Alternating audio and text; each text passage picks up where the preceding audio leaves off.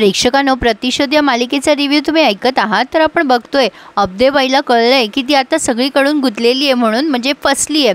तर आता ती म्हणते की मी तुला पैसे देते सत्यजित, तू दिलेले वाटलं असं 2 करोड रुपये त्याच्या वर देते. सत्यजित म्हणतो मला आधी सांग तुला ही क्लिप कोणी दिली आहे. तेव्हा आता अब्देबाई म्हणते मी तुला नाव सांगते, पण तू माझ्या जीवाची खात्री दे, माझ्या जीवाची हमी दे.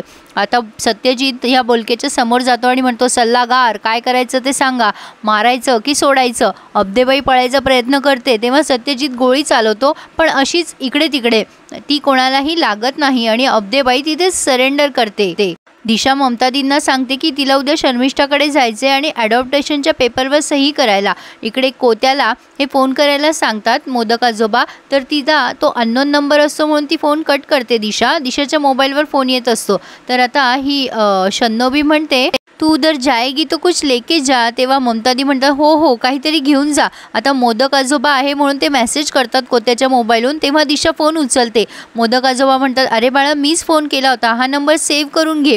दिशा म्हणते हो आजोबा, तो नंबर अननोन होता म्हणून एवढ्या रात्री मी उचलला नाही. आता मोदक आजोबा विचारतात की शर्मिष्ठा आली होती का, कसं झालं सगळं, तुझं आणि शंतनूचं कसं चाललं आहे. तर आता दिशा सांगते की हो आल्या होत्या त्या, माझं आणि शंतनूचं मस्त चाललं आहे. आता आबा म्हणतात की तुझ्या आईला फोन दे आणि कोत्याला जरा बाजूला जायला सांगतात. आता आबा ह्या ममता दीदींशी बोलतात आणि त्यांना म्हणतात फक्त हो किंवा नाही असंच उत्तर दे, मी जे विचारतोय तेच फक्त मला सांग, शर्मिष्ठा आली होती ना. आता इकडे ममता दी म्हणतात हो आली होती ना. तर आता आबा म्हणतात की हे बघ तिने ओळखलं नाही ना तुला, तर त्यावरती हे नाही असं सांगतात. तेव्हा आबा म्हणतात हे बघ काळजी घे, तिने उद्या बोलवलं आहे ना दिशाला, काय होते ते कळव मला सगळं. आता त्यावर ममतादी म्हणतात हो कळवते मी तुम्हाला, ते ॲडॉप्टेशनच्या पेपरवर सही हवी आहे म्हणून. आबा म्हणतात ती बाई खूप चालाक आहे, सावध राहा. त्यावरती या म्हणतात हो काळजी घेते, तुम्हीही काळजी घ्या असं म्हणून फोन ठेवतात. पण आता त्यांना खूप काळजी लागली आहे. मीरा अविनाशच्या तिथे कॅबिनमध्ये यायसाठी परवानगी मागते. अविनाश म्हणतो एवढी फॉर्मल होऊ नकोस मीरा, अगं सहजच बोलत होतो आम्ही, पण तू कशासाठी इथे आली आहेस. आणि अविनाश हेही पुढे सांगतो की मला माझ्या खबऱ्याचा मेसेज आला होता, रंगा अब्देबाईला भेटलाय आणि तिच्या बंगल्यात गेल्यावर तो मागच्या साईडने निघून गेलाय. आता हा अविनाश रंगाला आणि अब्देबाईला फोन करायला सांगतो मीराला, पण कोणाचेच फोन कोणी उचलत नाहीये. आता मात्र अविनाशला टेन्शन आलंय. टेन्शन म्हणजे त्याला आता चौथ्या खुणाची भीती आहे. तो म्हणतोय की काहीही करा आणि सगळे फोन ट्रेस करा. आणि तो आता पुन्हा एकदा त्याच्या खबऱ्याचा फोन उचलतो. तेव्हा खबरी सांगतो की रंगा त्यांना चकमा देऊन तिथून निघून गेलाय. आता त्याने लॅपटॉप आणि ते सगळं इक्विपमेंट्स घेऊन त्या स्क्वॉडला बोलवलंय जे लोकेशन ट्रेस करतात. इकडे अब्देबाईंना खुर्चीला बांधण्यात आलंय आणि त्यांचं तोंडही बांधलंय. आता सत्यजित तिला मेणबत्तीचे चटके देतोय कारण अब्देबाईने त्याला फोनवर खूप त्रास दिलेला आहे. सत्यजित म्हणतोय की माझ्या एक कॉलचा मी तुझ्याकडनं बदला घेणार आहे आणि तुला असं मरण देणार आहे की माझ्याशी कोणी नंतर गद्दारी नाही केली पाहिजे.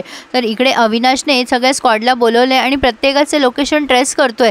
त्यातनं फक्त रंगाचं लोकेशन वेगळं आहे, बाकी ज्याचे त्याचे मोबाईल ज्याच्या त्याच्या घरी असं दिसतंय. आता अब्देबाई नाव घ्यायसाठी म्हणून कबूल करते कारण तिला खूप त्रास होत असतो त्या सगळ्या टॉर्चर्स. अब्देबाई बोलकेचं नाव घेते तेव्हा बोलके पलटतो आणि म्हणतो ही बाई खोटं बोलतीये. रंगा म्हणतो हो साहेब, ही बाई नक्कीच आपल्याला झशात घेतीये. त्यावर अब्देबाई म्हणते की हे बघ तुझेच माणसं तुला धोका देत आहे, तू एक दिवस पस्तावशील सत्यजित, मी का खोटं बोलू, माझ्याकडे कॉल डिटेल्स आहेत आणि ह्यांनीच मला सांगितलं की माझा जीव धोक्यात आहे. आता सत्यजित बोलकेसमोर जातो आणि म्हणतो नाही मलाही आधी बोलकेवर डाऊट होता, पण मी त्याच्या घरी गेलो, चेक केलं, त्यांनी नवीन फर्निचरही घेतलं नाही, साधी कारसुद्धा नाही आहे माझ्या PA-कडे, खूप गरीब आहे हो तो, त्याने काही प्रॉपर्टी पण खरेदी केली नाही आहे, त्यामुळे त्याच्याकडे पैसे असू शकत नाही आणि तो धोकेबाज असू शकत नाही. त्यावरती अब्दे म्हणते की तू फसणार एक दिवस आणि पस्तावशील, लक्षात ठेव, तुझेच लोक तुझा खात्मा करतील. आता सत्यजित म्हणतो मला फरक पडत नाही, मी पस्तावणार नाही आहे, पण मी मला धोका देणाऱ्या लोकांना असं मरण देणार आहे की त्यांना कळलं पाहिजे की मला धोका दिल्यावर काय होतं. आता मीरा सांगते की सर रंगा मुंबईत गेलेला आहे वरळीच्या दिशेने, बाकी सगळ्यांचे मोबाईल ज्याच्या त्याच्या घरी आहेत. आता अविनाश म्हणतो हे काहीतरी मोठं गौडबंगाल दिसतंय, आपल्याला रंगाला ट्रेस करायलाच हवं. इकडे ममतादी खूप टेन्शनमध्ये, त्यांना अजूनही असं वाटते की शर्मिष्ठाने त्यांना ओळखलं असावं. आता शन्नोबी झोपलेल्या असतात, त्या जाग्या होतात आणि त्या डोक्याला हात मारतात. त्या म्हणतात ममता क्या करे तेरा हम. इतना क्यों टेंशन ले रही है, वो बदल चुकी है। आता ममता दी म्हणतात ती खरंच बदलली असेल ना तर मी किलो किलोने साखर वाटेल आपल्या गल्लीत। शन्नोबी म्हणतात तू काय को इतना टेंशन ले रही है, अरे तू दिशा की शादी तुड़वा के रहेगी क्या।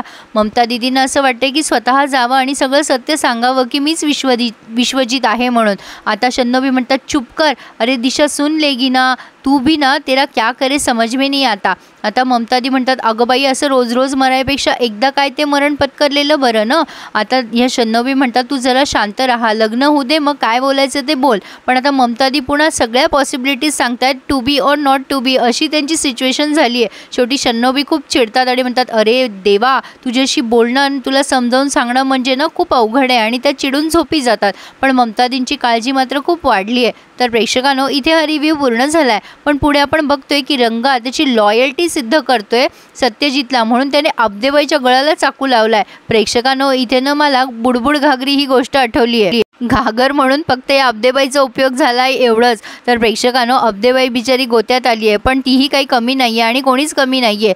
ज्याला त्याला ज्याची त्याची पोळी भाजून घ्यायची असं म्हणायला हरकत नाही। तुम्हाला काय वाटतं, बोलके पकडला जाईल का, मला नक्की कळवा। आणि हो, माझ्या चॅनलला सबस्क्राईब करायला विसरू नका। Subscribe my channel and enjoy my all reviews. धन्यवाद।